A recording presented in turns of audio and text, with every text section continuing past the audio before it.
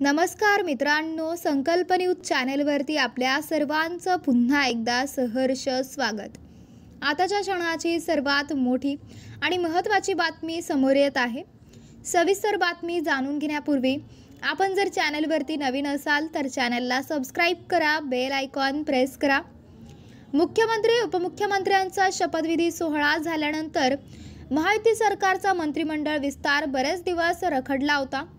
रखडलेला मंत्रिमंडळ विस्तार पार पडल्यानंतर आता खाते वाटपावरून तिन्ही पक्षांमध्ये रस्सीखेच सुरू झाली आहे।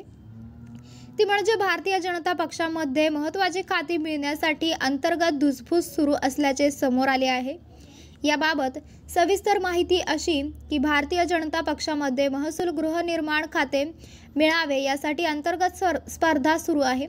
भाजपाच्या कोट्यातील महसूल खाते मिळावे यासाठी चंद्रशेखर बावनकुळे आणि राधाकृष्ण विखे पाटील यांच्यात रस्सीखेच असल्याची महत्त्वाची बातमी समोर आली आहे। भाजपाकडे असलेली गृहसामान्य प्रशासनासारखी महत्त्वाची खाते मुख्यमंत्री स्वतःकडे ठेवणार आहेत। त्यानंतर भाजपाच्या कोट्यातील महसुलीचे सर्वात मोठे खाते मिळावे यासाठी पक्षांतर्गत स्पर्धा सुरू आहे। महसूल खाते पुन्हा मिळावे यासाठी राधाकृष्ण विखे पाटील आग्रही आहेत।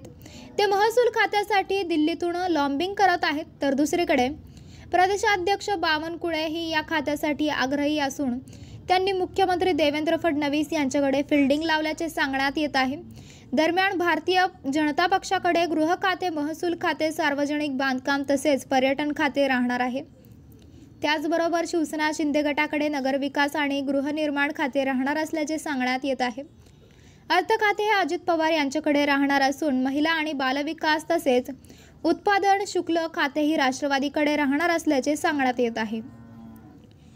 तर मित्रांनो, आपल्याला काय वाटते? आपली प्रतिक्रिया आम्हाला कमेंट बॉक्सच्या माध्यमातून नक्कीच कळवा आणि चॅनलला आणखीनही सबस्क्राइब केले नसेल तर चॅनलला सबस्क्राइब करा, बेल आयकॉन प्रेस करा, जेणेकरून असेच नवनवीन व्हिडिओ व चालू राजकीय घडामोडी सर्वप्रथम आपल्याला याच चॅनलवरती बघायला मिळतील।